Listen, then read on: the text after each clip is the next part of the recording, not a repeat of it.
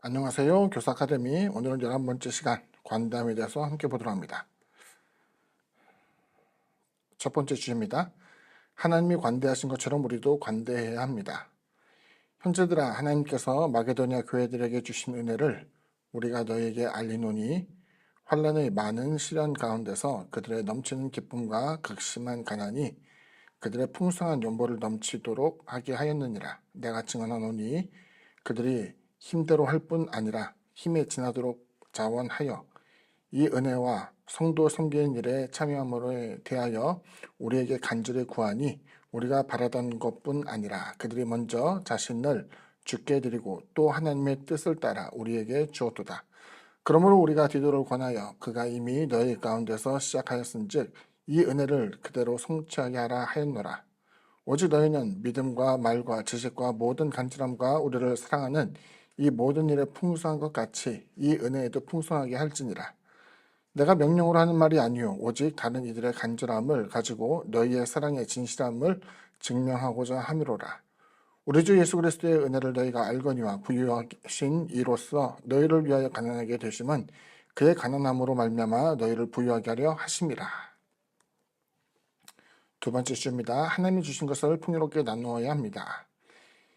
이 일에 관하여 나의 뜻을 알리노니 이 일은 너에게 유익함이라. 너희가 1년 전에 행하기를 먼저 시작할 뿐 아니라 원하기도 하였은즉 이제는 하던 일을 성취할지니 마음에 원하던 것과 같이 완성하되 있는 대로 하라. 할 마음만 있으면 있는 대로 받으실 터이요 없는 것은 받지 아니하시리라.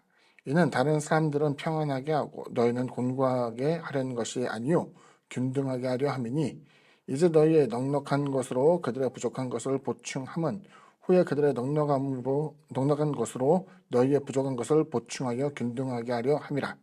기록된 것 같이 많이 거둔 자도 남지 아니하였고 적게 거둔 자도 모자라지 아니하였느니라. 세 번째 주제입니다. 감사하는 마음으로 기쁘게 나누어야 합니다. 이것이 곧 적게 심은 자는 적게 거두고 많이 심은 자는 많이 거둔다 하는 말이로다.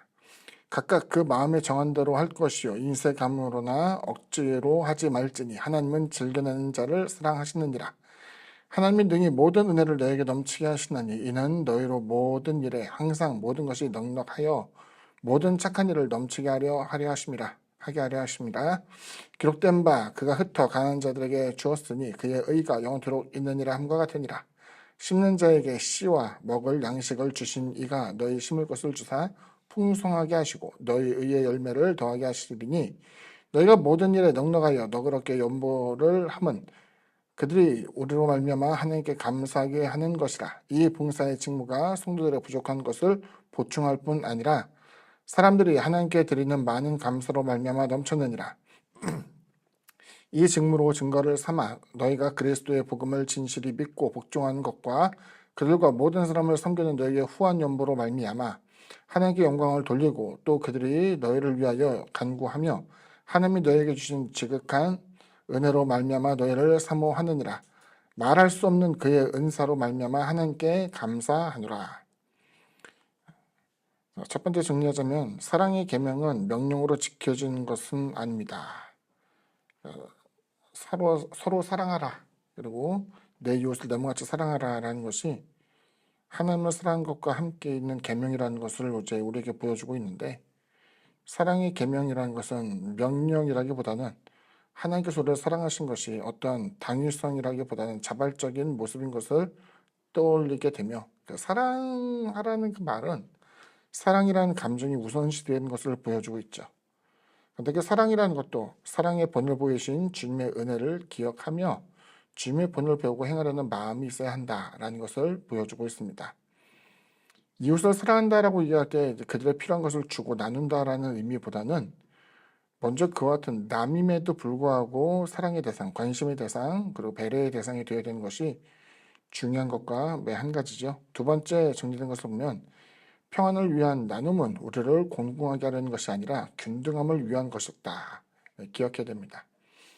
흔히 이제 교회 안에서 이념적인 논쟁이 있을 때마다 자유민주주의의 가치를 모르는 바는 아닙니다만 분명히 여기서 보게 되면 균등함이라는 것을 통해 가지고 서로의 연약함을 보조하는 어찌 보면 사회복지에 대한 개념이 있기도 하고 좀 더 지나치게 보면은 공산주의 초기 사상, 그러니까 제가 얘기한 거는 독재나 혹은 오염된 공산주의 사상을 이야기하는 것이 아니라 모든 사람들에게 비교적 균등하게 기회를 주고 그들의 삶을 돌봐야 된다라는 것에 대한 의미가 초대교회는 분명히 있었다는 것을 보여주고 있죠. 여기서 보면 배경이 되는 것은 그 사도 바울 선생이 이와 같이 편지를 쓰면서 내용을 이야기합니다만 당시 예루살렘에서 큰 기근이 일어나게 되고 그들을 돕게 될 만한 그 같은 수단이 필요했던 거예요.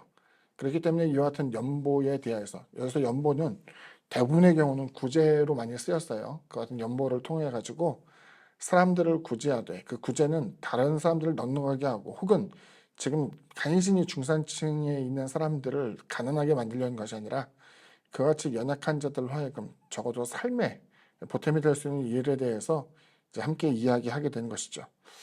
덧붙여 이야기합니다만 이제 그 11조에 대해서 이제 보여지게 되는 것은 성경에서 나타나는 그 11조 유대인들에게는 이것이 하나의 세금과도 같은 의미가 되었지만 오늘날의 개신교에 있어서는 이것은 훌륭한 신앙의 모범을 보이는 자의 헌신을 보여주고 있지만 이것은 어떤 법적인 강제성을 띠거나 혹은 교회에서 강제적으로 요청하는 것에 대해서는 좀 조심스럽다고 저는 생각이 돼요.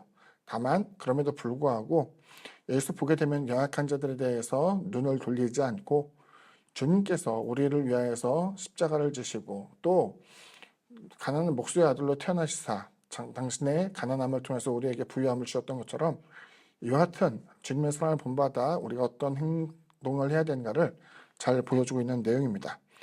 그리고 이제 성경에서 보면 우리가 흔히 설교에서 많이 들었던 심고 거두는 법칙에 대해서 이제 이야기를 하는데 보통 심고 거둔다라는 그 내용에 대해서 교회에서 이야기할 때는 봉헌에 대한 의미로 많이 가졌어요. 근데 여기서 본문에 보면 봉헌에 대한 의미가 아니라 여기서 이제 심는다, 거둔다라는 그 이야기는 이웃사랑에 대한 실천에 대한 것을 이제 보여주고 있는 거죠. 그래서 잠언과 전도서에 있는 내용을 보게 될 때에도 사람에 대해서 베풀고 나눈 것을 이야기하는데 너희 그 먹을 것을 물에 던져라. 그러면 도로 찾게 될 것이다. 라는 그 이야기에서 물에 던진다는 표현이 바로 구제에 대한 내용인 것을 이제 보여주고 있죠. 하나님께 드린 것과 함께 이웃을 위한 나눔에도 하나님의 돌보심과 채우심이 반드시 있다는 것이 여기서 심고 거둔다. 많이 심은 자는 많이 거둔다는 그 내용을 통해서 보여주고 있는 것이죠. 그래서 교회 안에서 신앙 안에서 부자라고 이야기하면은 갖고 있는 소유도 물론 중요하겠지만 그 소유를 가지고 얼마만큼 연약한 자들을 위해서 또 아끼지 않고 사용했는가를 보여주고 있고 성경에 나타난 많은 믿음의 사람들에 대한 하나님의 채우심이 그들에게도 동일할 것을 믿으며 또 자신의 실천을 통해서 미래적 사건으로서 하나님의 채우실 것을 바라보는 것이 중요하겠다 할 것입니다. 오늘 강의는 여기까지입니다. 감사합니다.